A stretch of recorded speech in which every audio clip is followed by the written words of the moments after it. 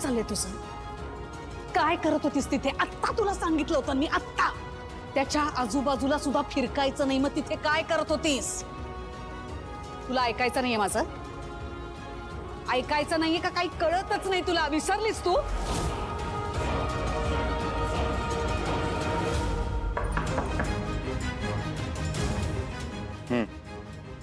नाही, मी बघतो काय करायचं ते. एक मिनिट हा, तुला कॉल बॅक करतो मी. तुला काय बोललो तुम्ही? सर सर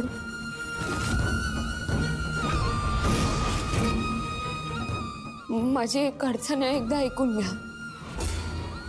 मग माझा लहान भाऊ आहे ना अप्पू, तो तुमच्याशी बोलण्याचा हट्ट करतोय. मी त्याला समजवलं पण तो ऐकतच नाहीये. तो तुमच्याशी बोलल्याशिवाय त्याची औषधं नाही घेणार असं म्हणतोय. हे बघा, हा सगळ्यात त्याची काय बी चूक नाही. तुम्हाला माहिती आहे ना त्याची परिस्थिती. तुम्ही एकदा माझ्या भावाशी बोलाल का? मी हात जोडून विनंती करते.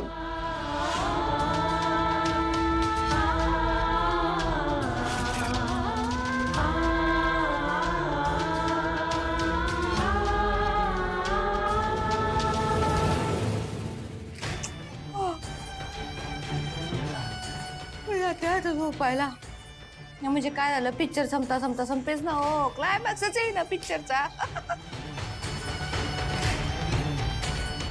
काय बाई सावळी तरी खोटाडीच निघाली नाही हा? मला तर बाई अजून एक शंका येते. सावळी आहे ना सारंग साहेबांच्या पायाच पडली असं. हात जोडून उभी राहिली असेल त्याच्यासमोर, म्हणले असेल माझ्या भावाशी तेवढं बोला ओ.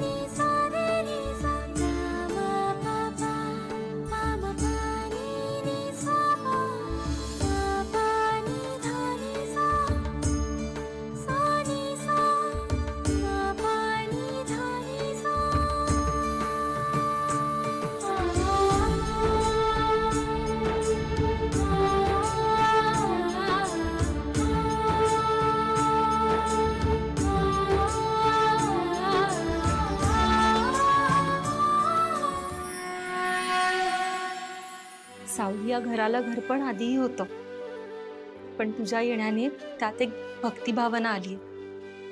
मला खूप जाणवतंय ते. वहिनी, आपण आपलं कर्म करायचं, बाकी यू आहेच की बघणारा. खरंय तुझं. बरं, मी नाश्त्याची तयारी करते. तुला काही हवं असेल तर सांगा. मला सांगा ना, आपल्या घरातलं तुळस कुठे आहे? तुळस? हो, घरातल्या अंगणात असते ना तुळस ती. तुळस? हा, घराच्या मागे ना कोपऱ्यात एक झाड आहे तुळशीचं. ते तेवढंच झाड आहे. मला घेऊन चला ना तिथं. अगं आता नाश्त्याची. वहिनी घेऊन चला ना मला. बरं बाई, चल. हो, हे एकच काय ते रोप आहे, पण